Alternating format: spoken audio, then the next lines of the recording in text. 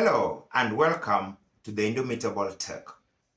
Today, I'll be sharing with you 12 questions that you should ask before committing to any relationship or marriage. On a count of 5, please subscribe to this channel. Thank you. Guys, for a prologue, what comes to your mind when the words love, relationship, commitment are mentioned? Think about it. Do you get happy? Do you get sad? Do you get emotional? Can you define the thoughts that comes to your mind at such a point? Reserve that answer with you. However, then I believe by you being here, this is the right episode for you, because I want us to explore 12 vital questions that you should ask before committing to any serious relationship. As it has often been said, it doesn't go wrong, it starts wrong. Therefore, it is important to start right so that we ensure that it goes right. Let's dive deep into it. The first question that you should ask is in regard to communication and values.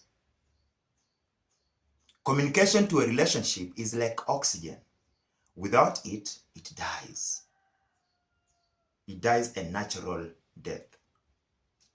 Two people who have been raised differently can only hold together when there is honest communication, when there is open communication.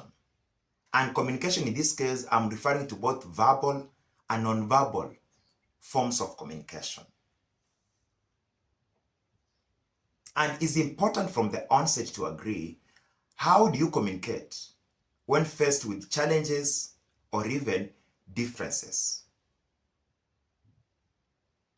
How will you be communicating between two of you from the onset? Because challenges will often come in a relationship. How will you be able to address such challenges? And how will you be able to communicate in such instances? It is also important to share your core values. What are the core values that define you as an individual? What are the core values that define your partner as an individual? And what are these core values between all these joint values that you can compromise on? Because I believe at some point you'll realize you don't share, all the core values are not common. There are core values that differ. So what is it that you can compromise? What is it that your partner can compromise in that relationship or for the longevity of that relationship? It is also important to agree on how to handle conflicts.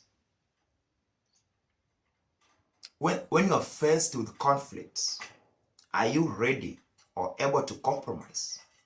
And to what extent can you compromise? Very important to agree on that. The second question is in regard to life goals and aspirations. The future belongs to those who believe in the beauty of their dreams. Before both of you coming together, you had individual goals and aspirations. Therefore, it is important, as much as you're coming together, to hold those aspirations, those dreams, still close to your heart, close to your bosom, because that is what defines you, that is what defines your life. And regardless of who comes to your life, those aspirations are not a rest. They should not cease. They should just be multiplied. Therefore, in regard to life goals and aspirations, it is important to ask yourself, what are these individual goals that we have? What are these goals that we share, that are in common?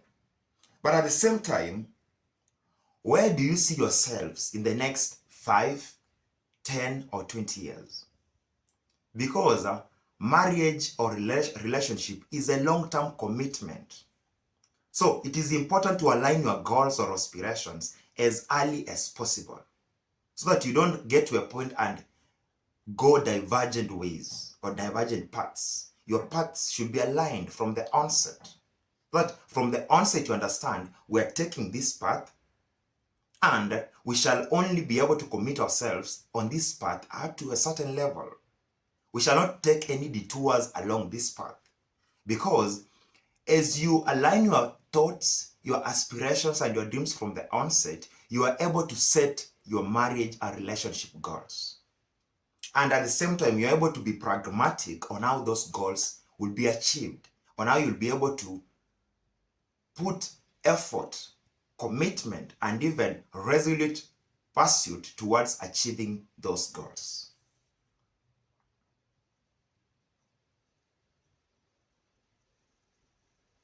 It is also important to understand how do your career ambitions and even personal aspirations fit together.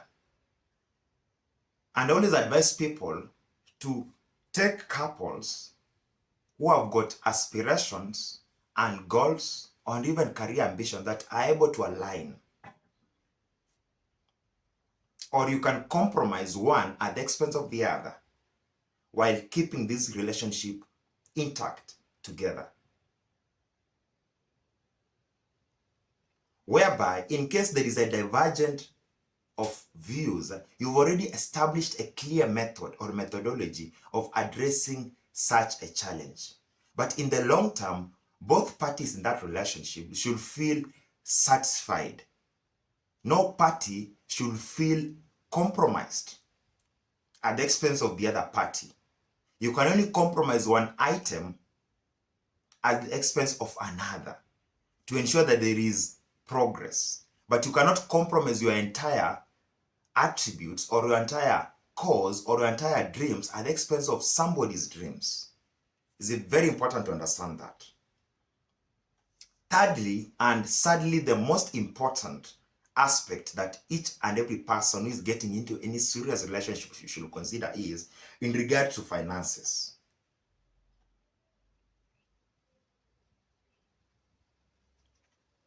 There is this simple fact, but very hard to learn, that you can only save money when you have it. And sadly, when people get into a relationship, we forget about the importance of discussing finances with our couples. How do we approach financial matters?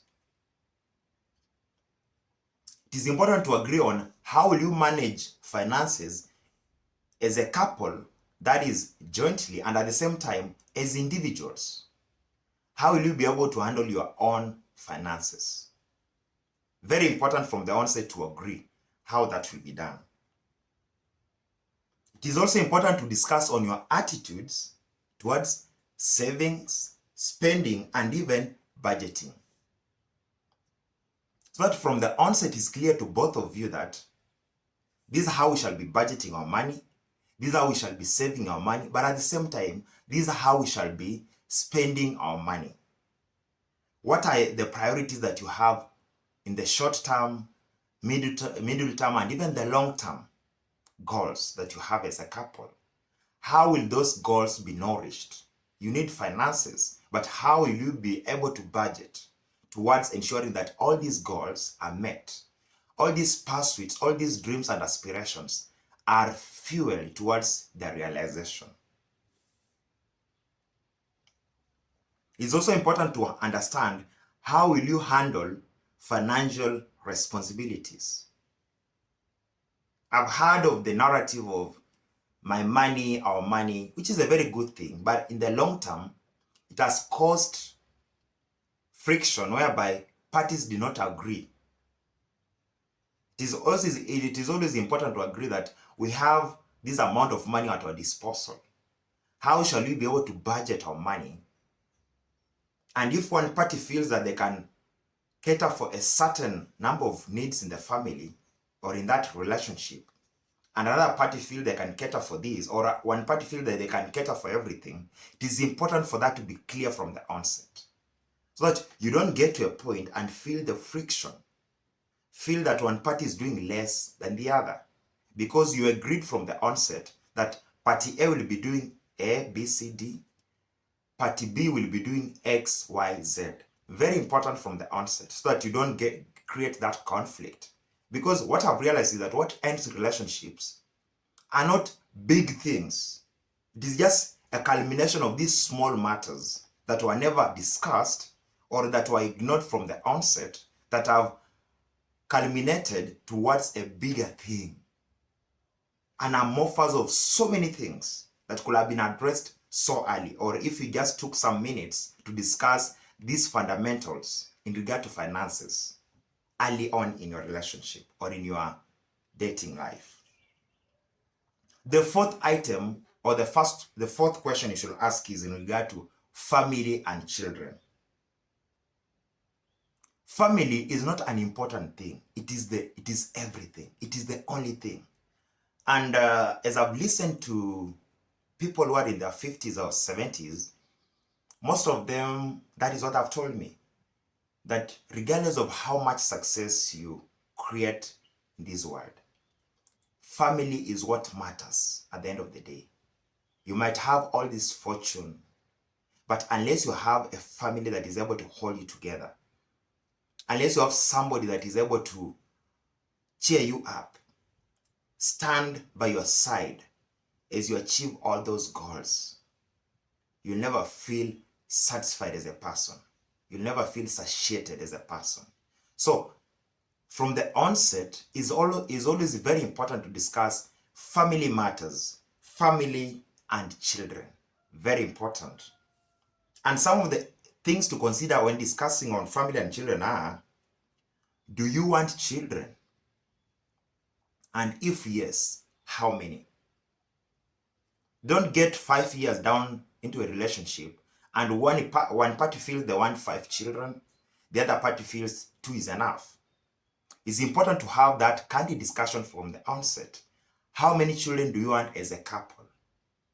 And before even discussing how many children, do you want children from the onset? Because there are some couples or there are some individuals who don't have that as their goal.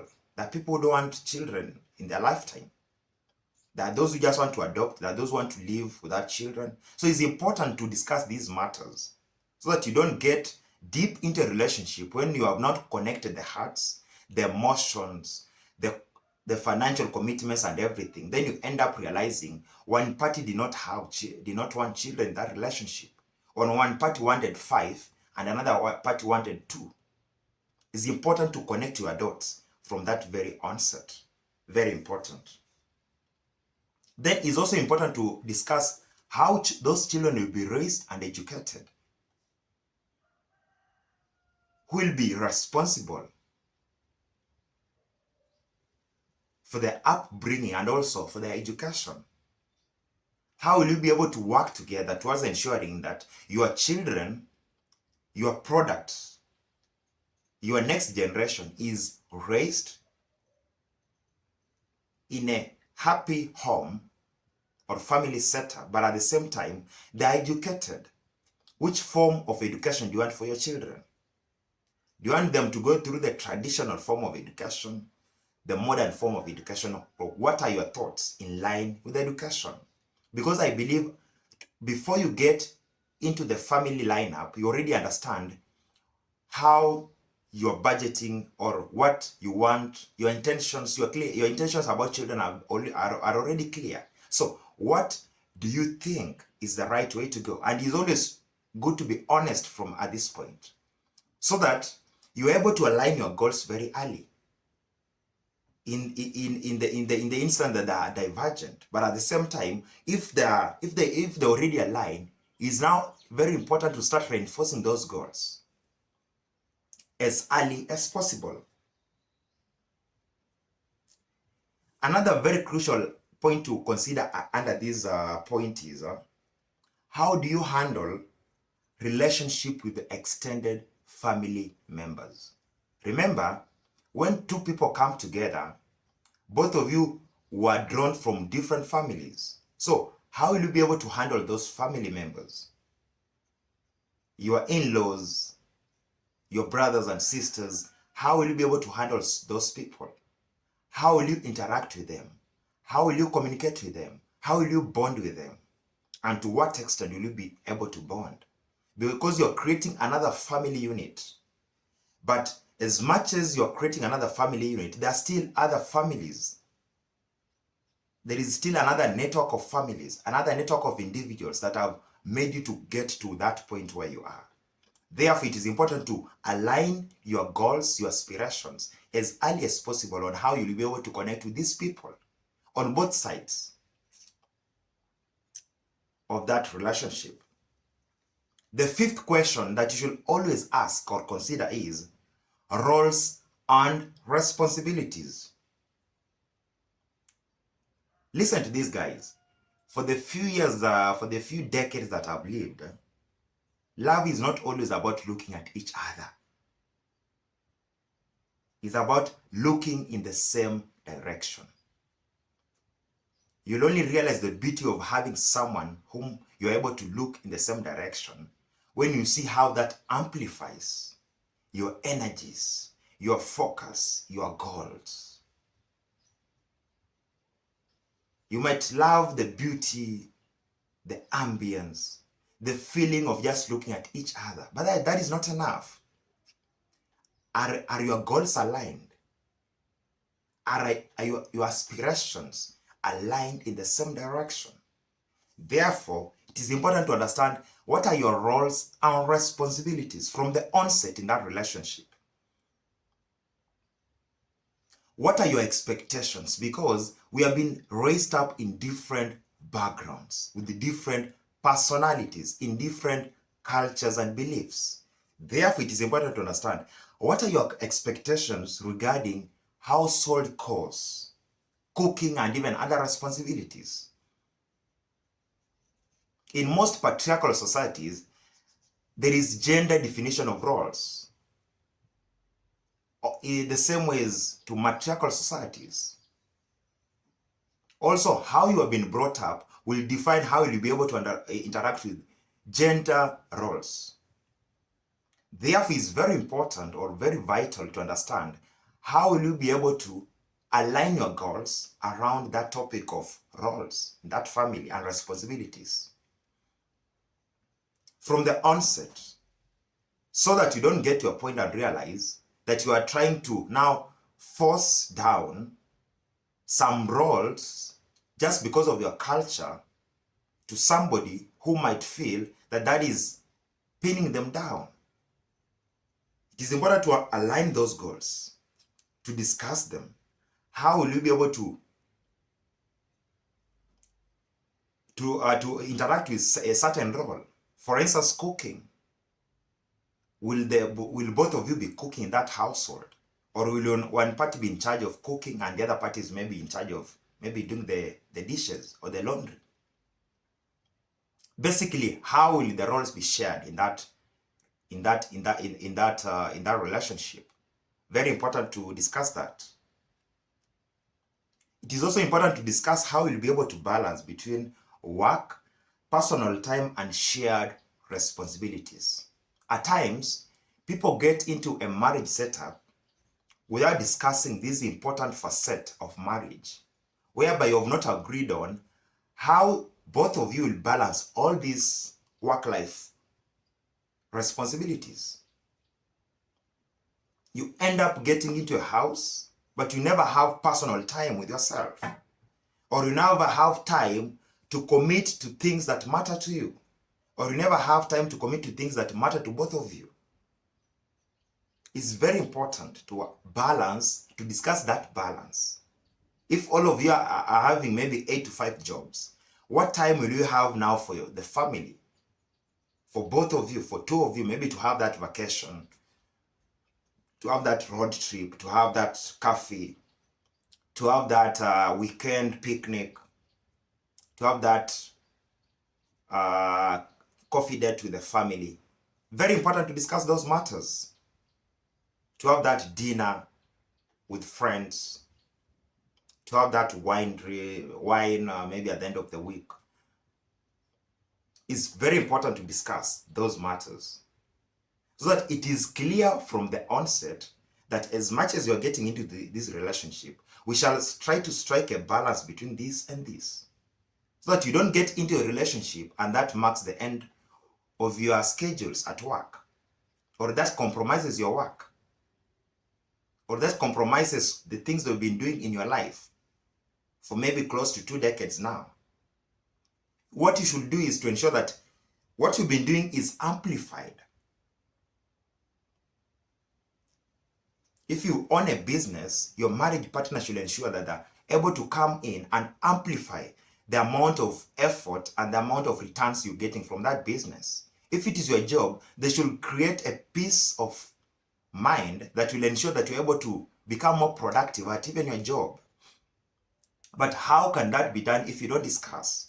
That's why it is very important for both of you to discuss and agree on how shall we be able to interact with this important facet in this relationship.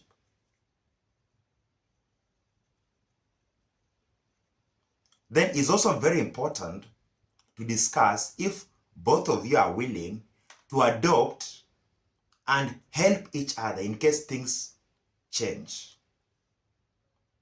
You've heard of cases whereby a relationship ends because one couple or one person lost their job.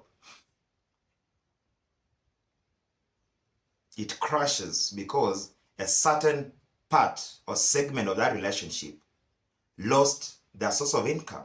It happens in most cases.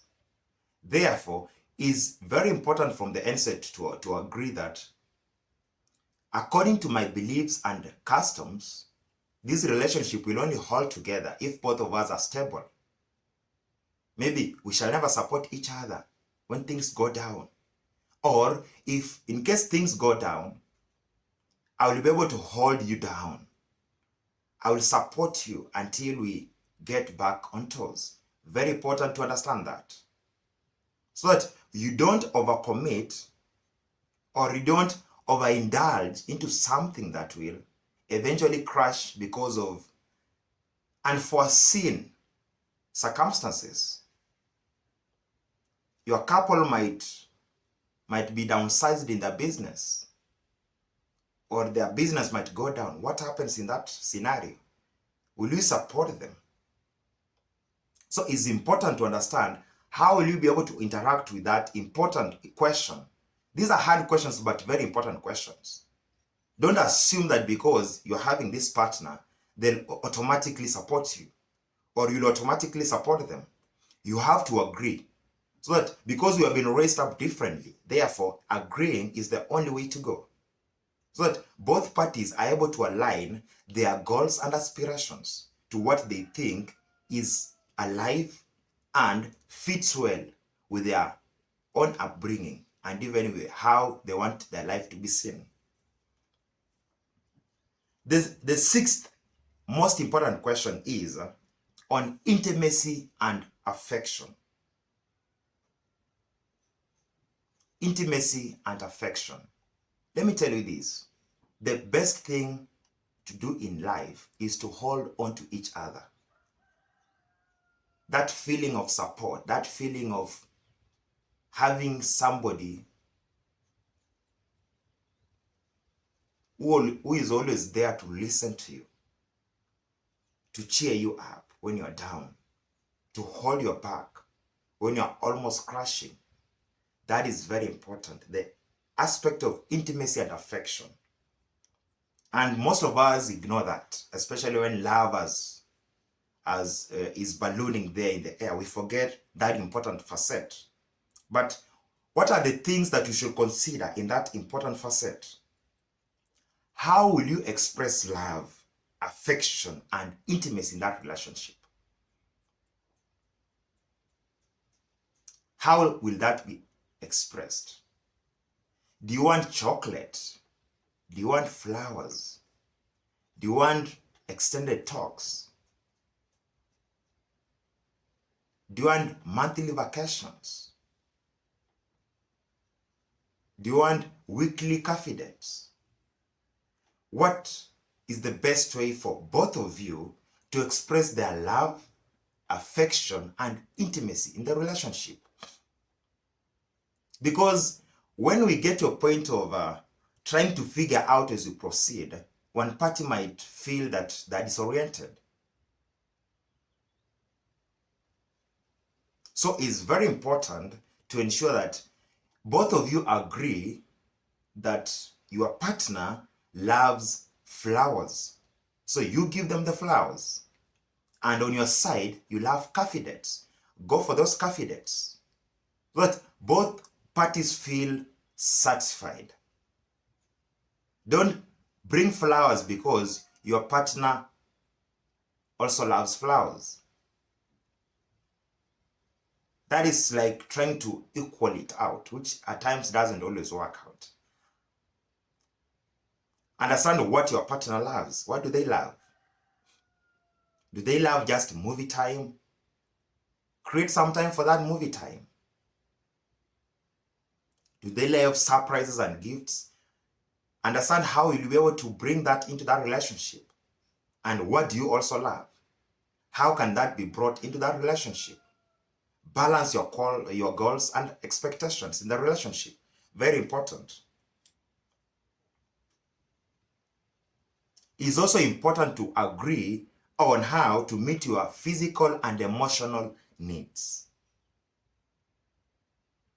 and how you can continue that progress of ensuring that those emotions, both physical and spiritual, are met. At times we try to ignore that, but it's a very critical aspect when it comes to relationship. How are you able to meet your physical and emotional needs? When you are downtrodden, how do you expect your partner to behave?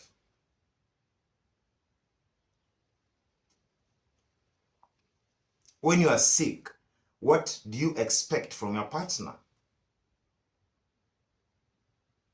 Very important to discuss that. The seventh question for you to consider is in regard to religion and beliefs. And this has crushed so many relationships. Believe me here. So many relationships.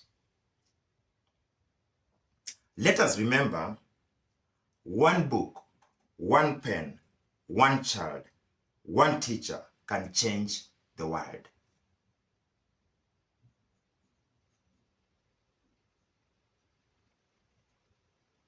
We have been brought up in different cultures, beliefs, both traditional and even religious beliefs.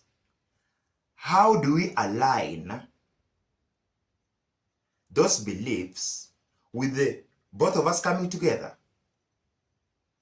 And do you have any element of departure whereby these beliefs cannot be aligned? What can we do about it as soon as possible? Very important.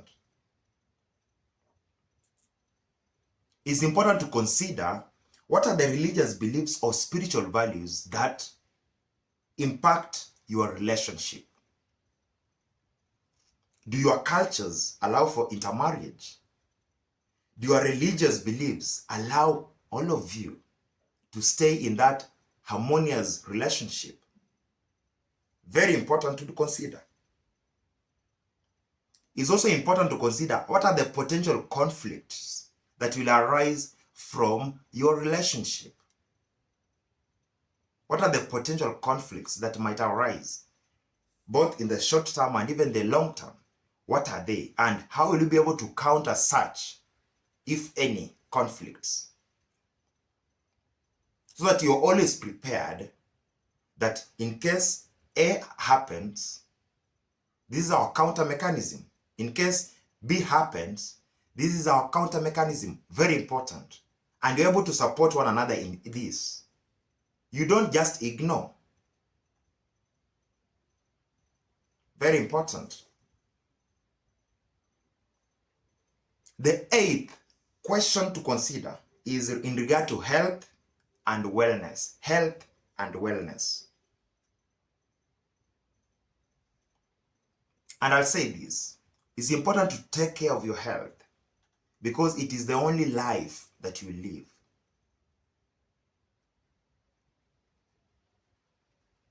Always take care of your health. It starts with your health before the health of that other person.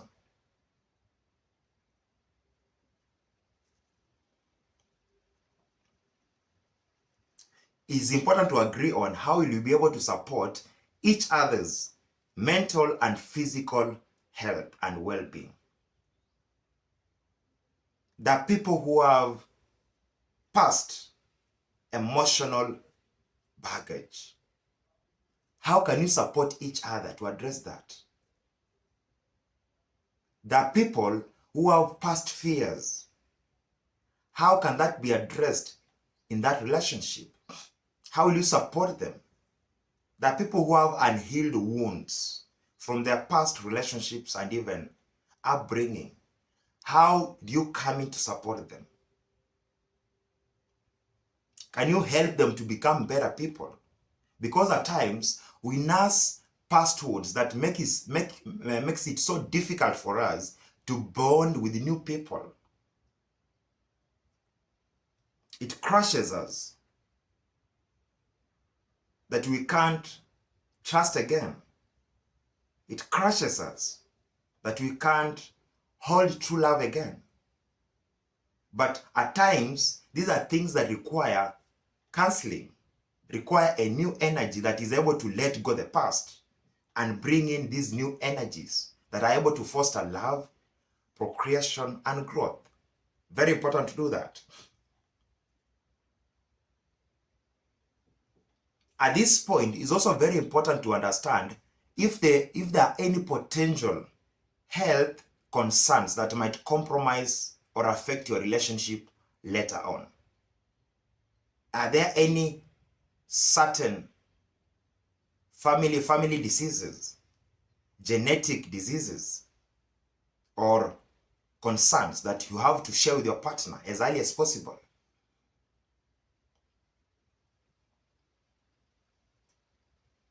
So that when you get into that bond or into that relationship, you are able to stay in it free from unnecessary worries, or with certainty that in case this happens, I've got a ready support system to support me in that circumstance or in that condition.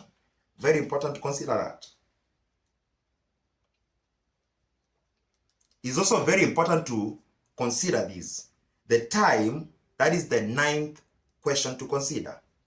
Time spent apart and together. The best time to love wholeheartedly is always now. Never postpone love. Always love better today. Be the best of yourself today. Why do I say that? I've seen couples with the happiest relationship while together, while staying together or in the same town.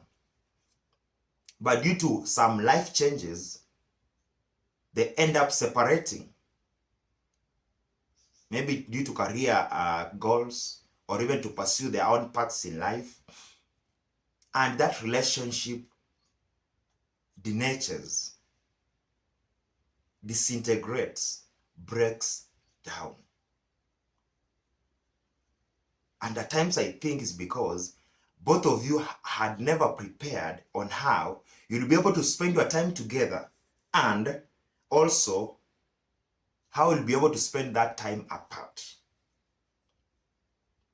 And it's important to understand this. How much the time do you want to spend together? And how much time do you need for your independence, if you desire any? At times when you overstay together, there is that unnecessary or negative energy that comes in. And it's because you are used to each other that you just need some freedom or just some independence from your partner to figure out things. So it's always important to agree from the onset that I believe we can be having maybe 5 days for us in a week and 2 days for just ourselves. Or let's be having separate times whereby we just take a break from the relationship to fix some few things. I don't mean permanent break. I mean whereby you agree maybe once in a month we shall be visiting our folks, so that you are able to free off the negative energy in the relationship, because it will always pile up. There'll always be pressure, because these are two people who have never stayed together, with different cultures, different emotions, different approaches to issues. So there'll always be an element of crushing, an element of friction. But how will you be able to address that? And if you think or you feel you can address it while still together, then agree from the onset that I understand we might have these differences, these complexities, but I believe we can fix them while still together. We can iron them out. We can have that coffee date and things are solved. We can go for that movie and things are okay. We can go for that picnic and we sort out things. So it's always important to understand, how do you maneuver that aspect of staying together and even apart? Then are you also comfortable with spending time apart? Because that is another thing that crushes people or couples, whereby, in fact, others go to the extent of compromising their own careers and goals because of a marriage, which is, of course, understand is out of love, but at the same time, it's important to align your goals, both as a person and also as a couple. If you are staying in different towns, how will the two of you continue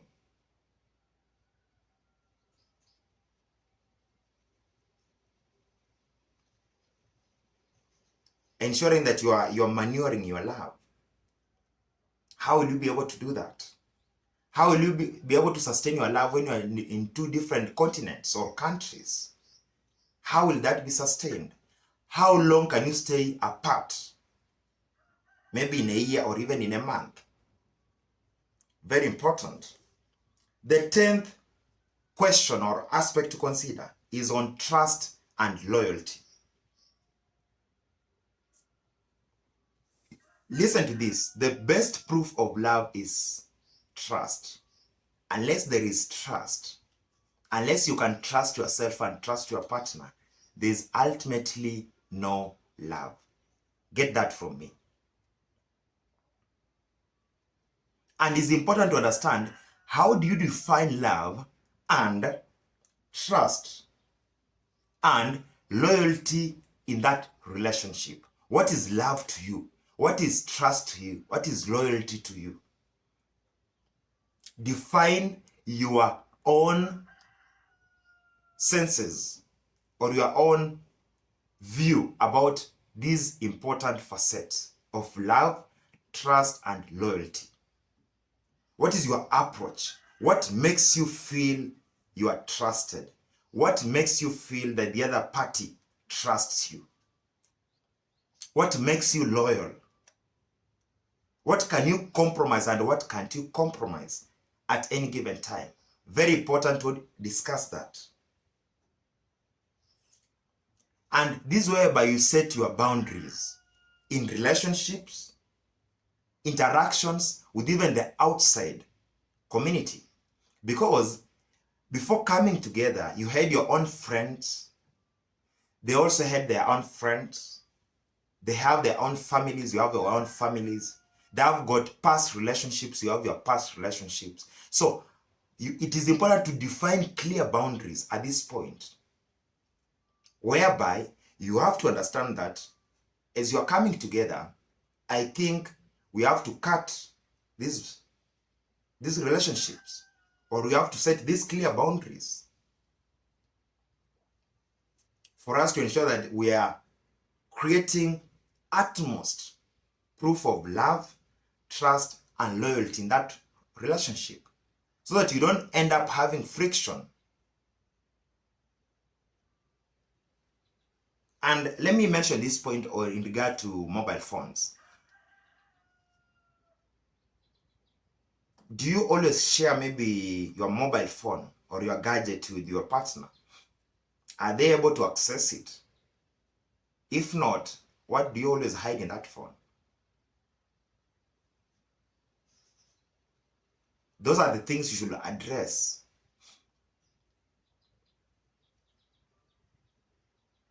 If you're staying together, and at times it looks weird that you're able to share the most vital elements of your life with somebody, like health. You guys are staying together. You've trusted these people with your own health, your own life, but you can't trust them with a gadget. Okay, think about it, but I believe it's something that it requires serious debate and discussion. That if you are open and trustworthy, then there is nothing to be hidden. And if at all, both of you are committed and serious that they wanted that relationship, then there is no need of hiding anything. After all, you needed it. But if none of you was ever ready for that relationship, then there is nothing that is forcing you together. You're not in a military camp. You can let go of that relationship and be free, so that there is nobody who will be asking for questions, who will be asking for accountability. There will be no person who will be asking for accountability. So it's always important to understand that. Don't talk of my personal things and my personal things when you are sharing the most vitals. Health. How do you trust somebody with your health, your life, and you can't trust them with a gadget? Looks weird, huh? But that is just open for discussion. I'm sure you can share your comments and we see how the discussion goes.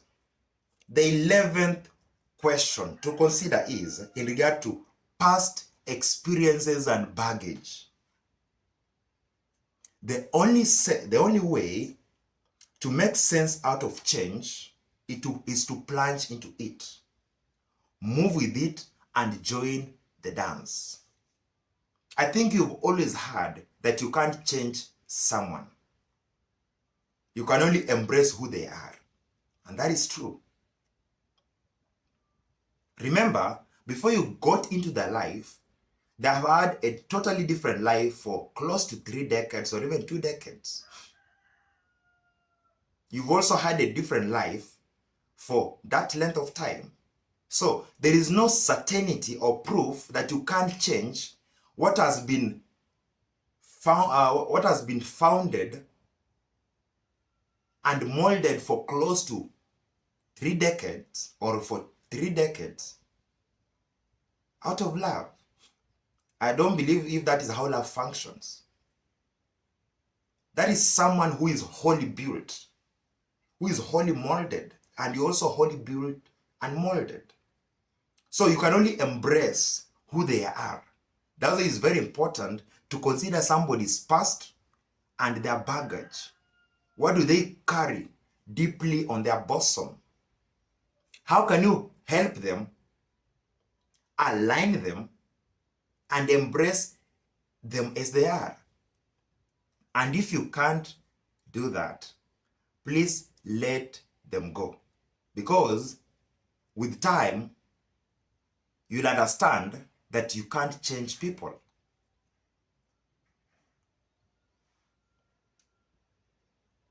It's important to discuss past traumas, insecurities, or emotional baggage that might affect your relationship. At times, that people find it so hard to truly love because of the past love experiences they had. They find it so hard to trust because of the past people they trusted. And that is not their mistake. Things happened that they did not expect. And therefore, they are not ready to let love be. They're not ready to let emotions flow. They restrain a lot of things because of that emotional baggage. So, it's very important to discuss that from the onset to understand how can we let go? How can you free yourself from the past baggage? How can you affix yourself to what makes sense to us? To both of you, what can you do to ensure that you are able to work together, to align together, and ensure that the baggage is let loose.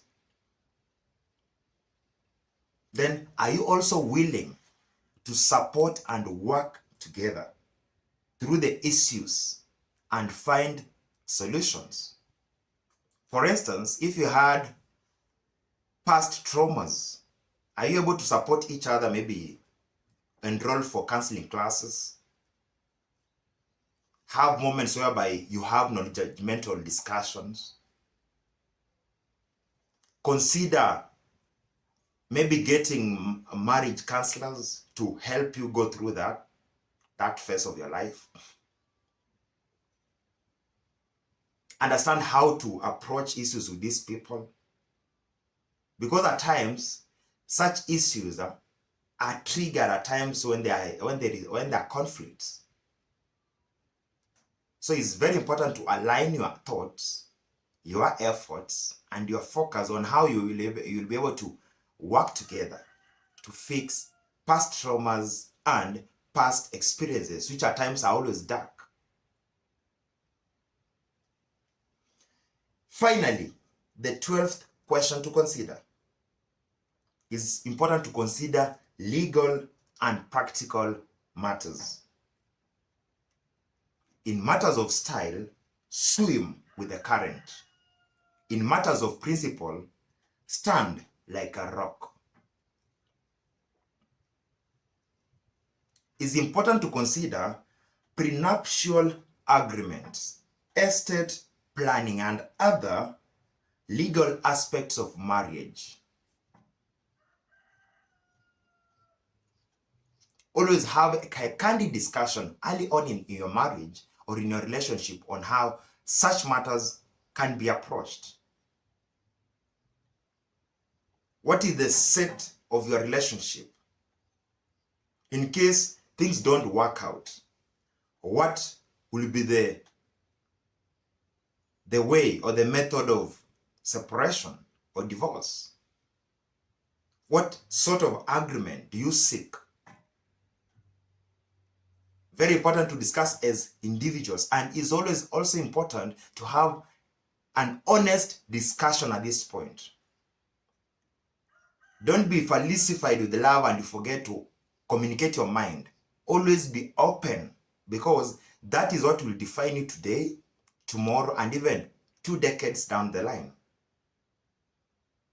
And you can't lie, because you'll stay with these people possibly for as long as possible. Therefore, be open, be transparent, and be honest on what you really want in regard to practical and legal approach to marriage. It's also important to discuss how you'll be able to handle joint assets, property, and potential inheritances. Because you're getting into a new setup, but this setup is not only emotional, it also has the legal background and the physical background. And as you're getting into this relationship, you'll have things that you'll own jointly. How will such properties be handled? And how will they also be bequeathed to the next generation? Very important to address that. I believe up to that point, I have shared with you 12 critical and vital questions to consider before getting into any serious marriage or relationship. Remember, open communication, mutual understanding, and willingness to compromise are key factors in building a strong and lasting relationship or marriage, or rather marriage. It is important to address these questions with honesty and openly, and to continue discussing them throughout your marriage life. I don't mean you have a discussion or an interview with someone on their first date and discuss all these questions. As you are dating, be it you'll be dating for 3 months, 6 months, or even a year, it's important to reflect on these questions each and every time. And the best way to address them is not to have them in form of an interview, is whereby you open a discussion on these matters, on all these 12 important questions that I've shared with you so that you listen to their views and you also allow them to listen to your views. And in the long term, you see where can you compromise, where can't you compromise, but definitely and try as much as possible to get definite answers or responses from your partners. Because as you've been told, marriage or the person you marry is the most important or significant decision you can make in your life. If you have made that decision, is that the most important decision you made? Are you proud of it? And if you've not made that decision, I believe you can use the 12 questions I've shared with you to ultimately make the most important decision in your life that can either mentor you, build you, or break you and crush you. It has been the Indomitable Tech, and until next time, adios.